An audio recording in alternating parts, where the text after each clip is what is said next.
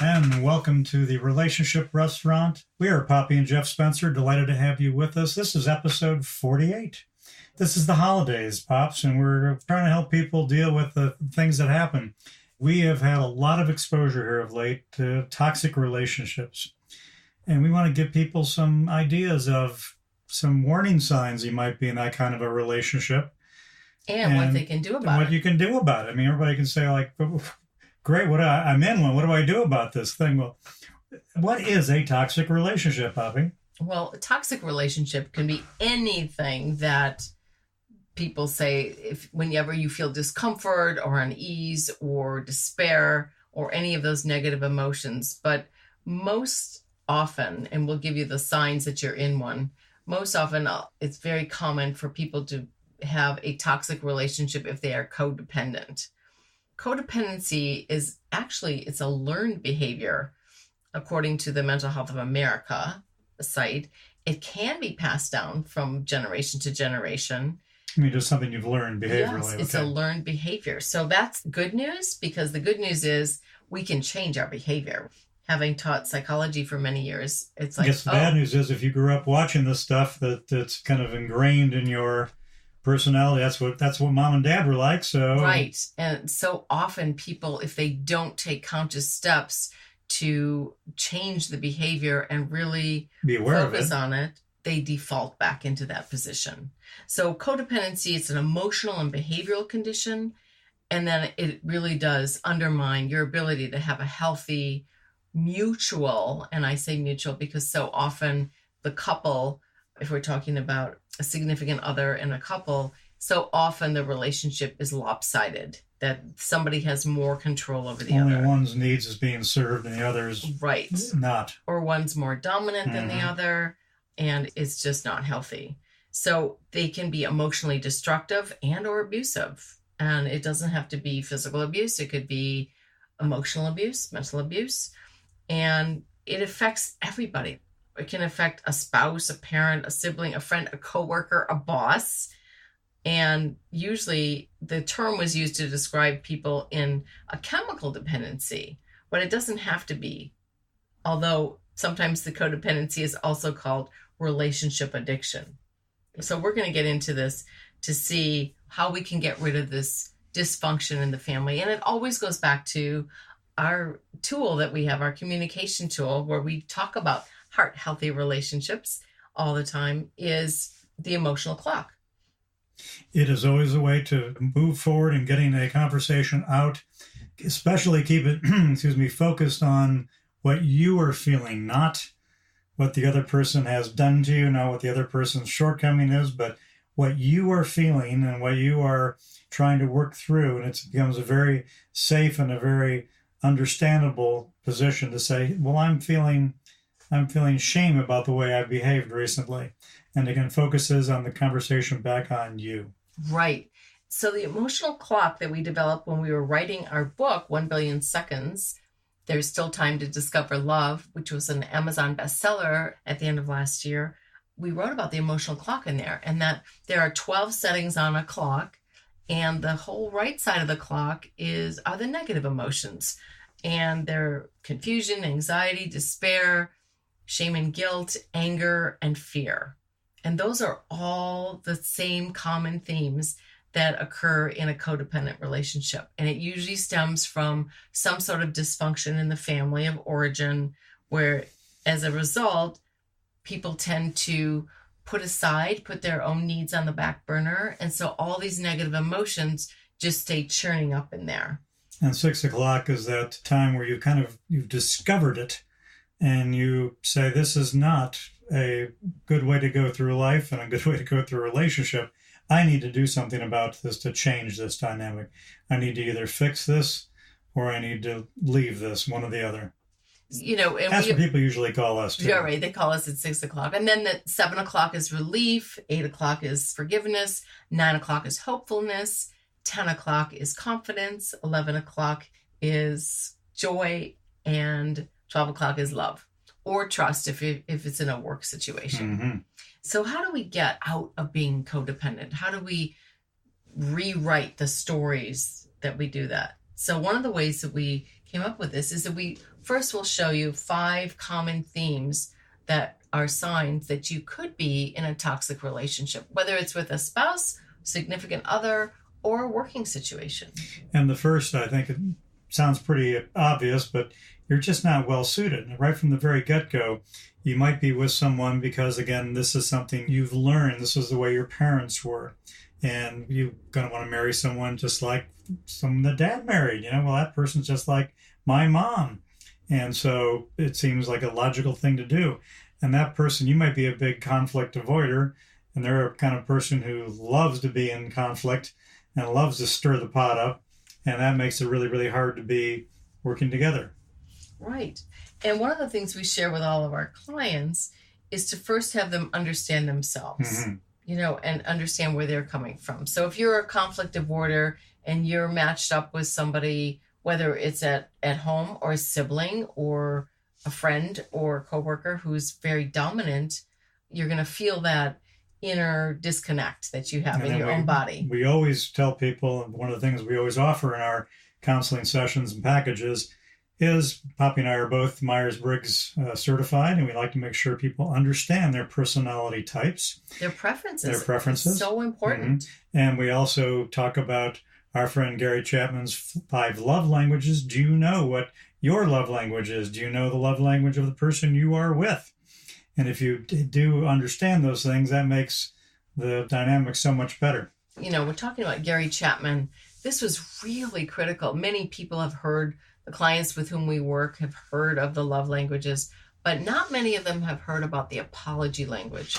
And we actually find this even more intriguing and fascinating and helpful in helping people break down those barriers in communication. Because often the apology language is so important because you're now in trouble. You've gotten in a conflict of some sort and you're trying to bail yourself out.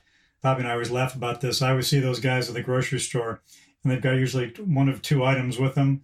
It's a pile of roses of some sort, maybe a card, maybe a bottle of something else, a wine. And it's like, okay, what'd you do? How are you in trouble? Yes. And you're trying to bail yourself out, aren't you? And it's like they give you that sheepish look. Yeah, well, Let's go on to the second item. And this is one of those things that Poppy and I have seen so much of in our talking to clients. There's some unresolved issues in their life, or there are some serious mental health challenges going on. So we always say, for relationships, if you can imagine this like a metaphor of a house, and people move their former boxes and things in your attic or your garage or wherever you have the storage, and you take these boxes and then you put them into your new house. Well, sometimes people move their figurative boxes from their old relationships of life, their stories, and maybe those boxes are filled with abandonment or abuse, attachment disorders, etc. And then they dump them into the new house without ever... No resolution. They've never dealt with these things. They've never opened the box. Mm-hmm. At first, the boxes may be unopened in the attic or the basement, but eventually that box will be open and the contents will show up in the family room, at the dining room table, or even at the holiday gathering that you have. That can often be, the holidays can often be a time that fires up this kind of emotion and gets people very upset because there's a lot of triggers at the holidays. Right. The family dynamics can trigger a lot of different things. And we will definitely get into that later to give you some tips how to manage that. Relationships can also become toxic because there's just purely a breakdown in communication. And we see this so often because when you have children, when you have jobs, when you have family, all these things, life can just get in the way. Right. And you let it erode that relationship. It becomes underattended and undernourished and undercherished. That's why we always go back to, it's so important to make sure you're doing those things in a relationship, to keep up that communication, to share those things. And again, that emotional clock that we keep going back to is the wonderful tool to spark those conversations, to say, well, this is what I'm feeling, and not just get caught up in what's wrong, but here's what I'm feeling. And the signs that you could definitely be in a toxic relationship is where you definitely have the fear. Maybe you feel it in your body and you just don't know what to do. So you take no action and you let that fear sabotage you from productively moving forward. And that's something we've seen so many times, that fear becomes that paralyzing thing that you'd rather do anything else than deal with what's on the table because you're so afraid of what might take place if you actually deal with it. Okay, the fourth thing we like to talk about, that one of the people in the relationship is a dominance manipulator while the other is very vulnerable and blindly trusting, and they get caught up in a very bad paradigm. So often this results in a lack of having the ability to have emotional and mental objectivity. They're not able to scrutinize the schmoozing, the charismatic person. It's often maybe because of their own emotional needs haven't been met. Right. And they're very, very vulnerable. And anybody presents anything positive to them, they very quickly just get consumed by how wonderful it appears to be. And often it isn't. Right. They're usually, the blindly trusting person is super sensitive often. And so that charismatic person can turn a little bit and criticize and blame the other with no accountability. And then the blamed person either retreats into feelings of shame and low self-worth or guilt, or becomes, then this, we've seen this paradigm happen often, or becomes this overachieving like cheerleader. I'll try so hard, I'll make this right. Who ramps up their game just to please the partner, or both. So the people pleasing gets taken to a whole new level. It's kind of like a shifting debris on a mountain ledge. The criticized person's identity slowly erodes. And it's just... It doesn't happen quickly often. No, often it's something that gets chipped away at over months and years. And this is where we see oftentimes family members and friends will look on and have that objective lens to look at this toxic relationship that you're in, and they will be able to see it. And often we see that Stockholm syndrome happening where the person in it can't really identify or recognize. And they can't extricate themselves from it. Right. They don't know how. The fear has become way too big. Things like narcissism play in here too. This is where we often see that come into it. The number 5 item in this of how you can tell is one of you might have a very big commitment phobia. And this usually comes from someone who has been burned in the past, have had bad relationships, and they tell themselves, I am not going to let this happen to myself again. I am not going to get hurt. And of course, when you say that and put up that wall, you are assuring yourself essentially of being hurt because the other person can't get in. The other person can't get into a committed relationship. And eventually they often get frustrated by that wall that you put up and they decide, I can't build a good relationship, and they move on.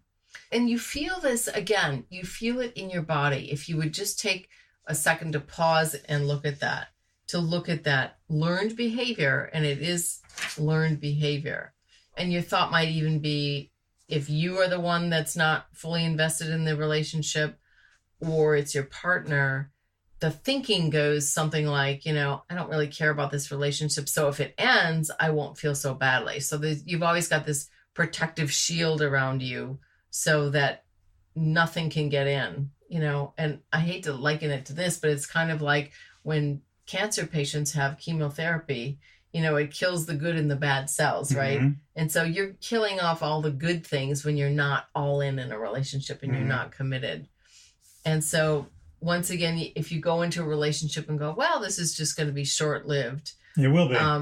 And we've heard clients come in and say, I was right. I knew they'd break up with me. But it's a self-fulfilling prophecy. It's a lose-lose for both parts. And as we discussed in my psychology class for many years, the human ego always wants to be right, but your heart wants to feel good. And you can't have it both ways. Feeding the ego is fear-based. Feeding the heart is courage or love-based. And that's what we often say. The most important thing to make a relationship work is the courage to commit, the courage to be vulnerable, the courage to communicate and share what you're thinking. Because when you let fear take over, that becomes the thing that erodes all those good things you need to have. Right. We also came up with 5 ways that you can be aware of a toxic relationship and what you can do to shield yourself and guard against this if it's happening. So the number 1. Yeah, if you find yourself really a lot of loneliness, change, or illness in your life. And it could be physical illness too. Yes, that can be a thing that drives it. And so many times we enter into relationships just because we're lonely. Right. We just don't want to be alone. and a person presents themselves and, well, they're, this is these rationalizations we often get into. Well, it's better than no one. They're not perfect, but it's better than being alone. I want to have someone I can come home to, or someone I can call on that Friday night for the date, and have someone in my life. It's better than nothing. And it's very important to look at this and say, is that more important to be with someone in an unhealthy relationship versus being on my own and carefully understanding who I am and what I really need? Right. And the other sub part of this loneliness, change, and illness toxic relationship sign is longevity. We've worked with couples that have said, well, I've been with this person for 7 years. I've invested so much. And I don't want to lose that. And it's like, well, how much of that is quality time? Mm-hmm. Is that good quality time? Or is the quantity driving your decision making and further making this relationship more toxic? And that fear again of just having to start all over again and find someone else. Right. And so they often say, I'm just going to stick with this because it's better than nothing. And their friends come up to them and they go, oh, man or woman, it's a terrible dating life out there. It's not good. And so they hear these stories and then they go, okay, I'm just going to stick with what I have. But they don't take any steps to improve that existing relationship. And again, another thing that really shows this is if you're getting sick all the time or getting hurt all the time, that is often your body's way of saying, hey, things are wrong here. We're not right. doing well. We're out of sorts and we don't right. know how to deal with this. So usually the body telling you when you're sick all the time, usually that's because you've ignored all the other red flags. You've rationalized them away. You've put it aside. And so one of the things that we suggest to do to help you when you recognize this, you're getting sick, you feel lonely, you don't want to end the relationship, is to protect yourself and guard against this. Do a gut check. Is your fear of being alone greater than being in a toxic relationship? Really ask yourself that and be honest with yourself. And then the second thing to ask yourself, are you a fixer? Many people think that the other person will grow, mature, change. I'll change them. And see the light. It rarely happens. So ask yourself, why do I want to change this person? Because there's something that doesn't work for me. Or why does this person want to change me? So to guard yourself from either being a fixer or the fixee, get out of the emotions and into your head to sort it out. You can write it down, make lists and go, okay, what is it about this relationship that is okay, that is desirable for me, and what is undesirable or even unacceptable? And lastly, begin to notice that once your once healthy self is suddenly getting sick, pay attention to that. We always say that the other two parts of your mind, body, spirit, life trifecta is the physical body. Mm-hmm. When your physical body is starting to shut down in certain areas, it's definitely time to get out pencil and paper and start writing down exactly what it is in this relationship that's causing you DIS-ease. The second thing that we see is you've become isolated in your life, and there's this pit in your stomach, and you're realizing that your family, your friends, many other people you've known very tightly in your life are kind of drifting away, and you're being isolated by this person in this relationship. And you don't know how it happened, but it's slow. It happens again slowly.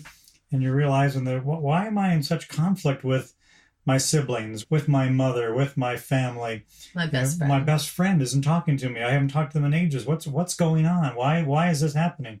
And it's often because the other person in this toxic relationship is wanting to just corral you and have them all to yourself. And we've seen very strange things happen where people have often even they've tried to even change the look of that person.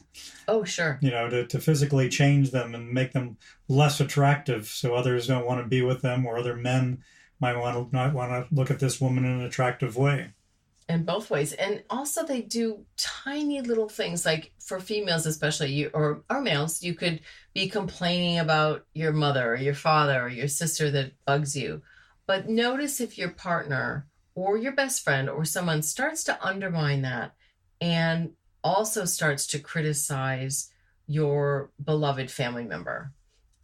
did you hear what she said the other day? I think she meant this. And then they veil that communication. If it feels wrong, it usually is. If you're thinking to yourself, that's not what my friend's like. She's not like that. And then the other thing about isolation is people have physically moved.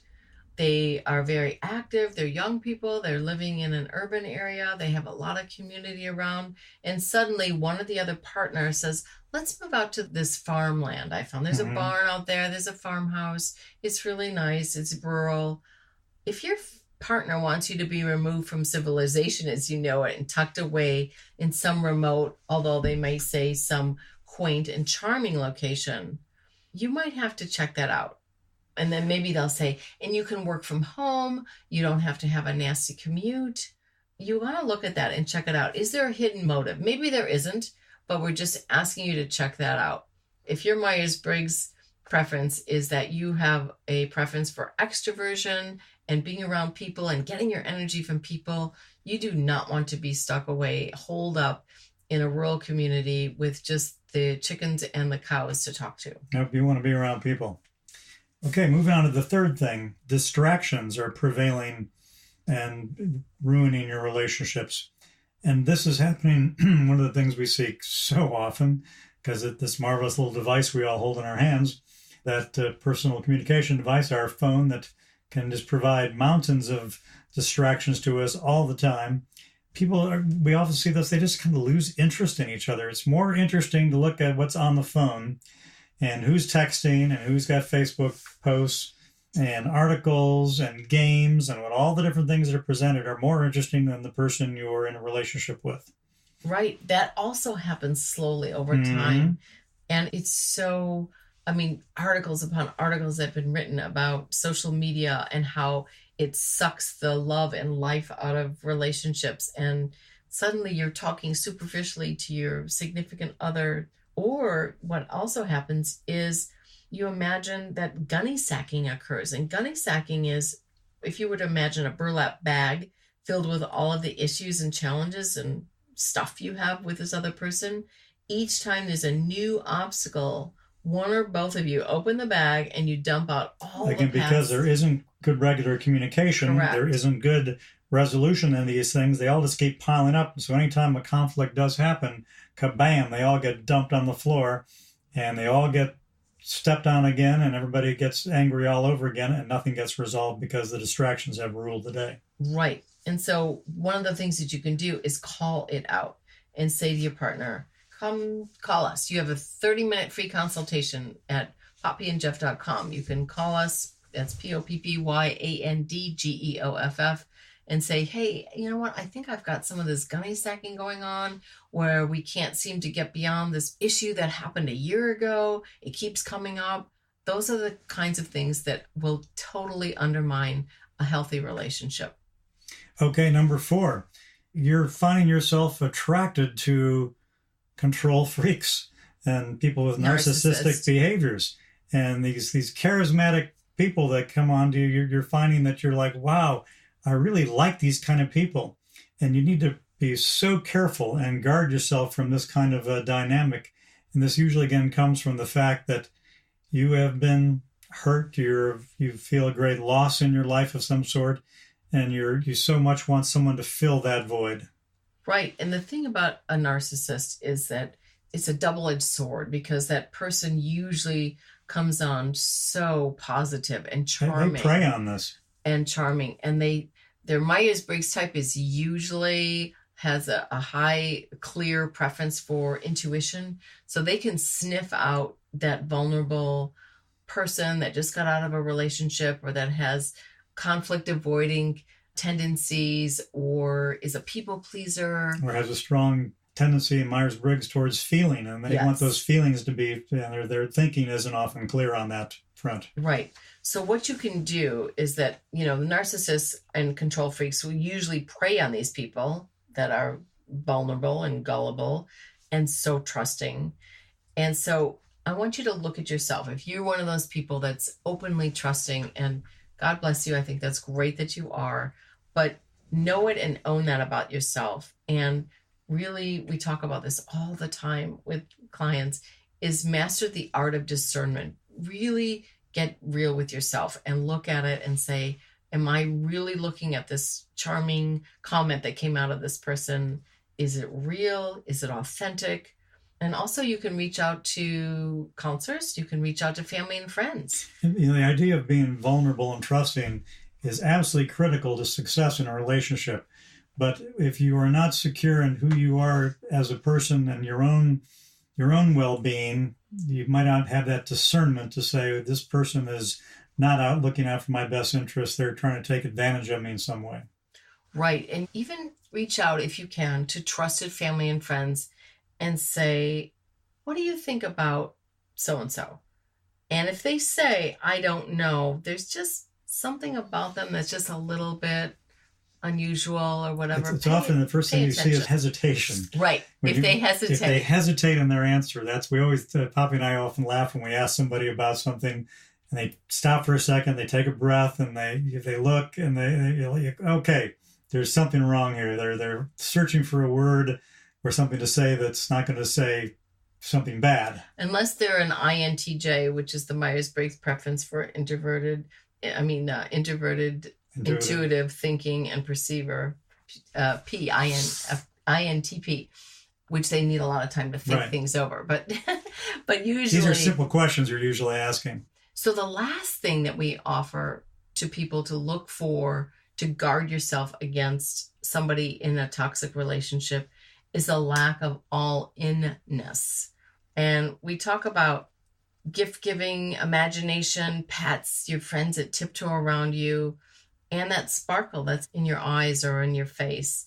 All of these point to a lack of all-inness and commitment.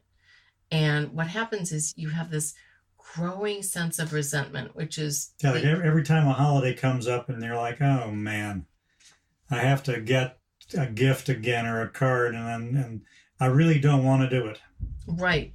You have this resentment, but it's not that so obvious to you, but just enough that you recognize it as a red flag. So if you receive a gift or you get a gift from somebody and it feels like a chore, an obligation, and you're dreading it, please be aware of that about yourself and know that about yourself.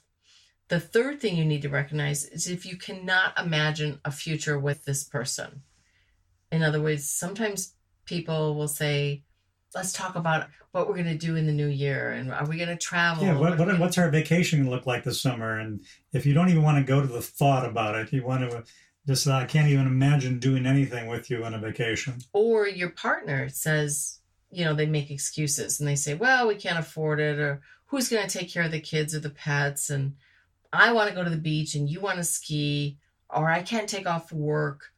We see this all the time. Almost all things are possible in a committed relationship with two people who are willing to make it work. So if one or the other partner is stalling or redirecting, you might look at that and say, am I in a toxic relationship? And then a fourth indicator that you need to spot is if you or your partner have to have two large Labrador retrievers sleep between you because they bring you more peace and comfort.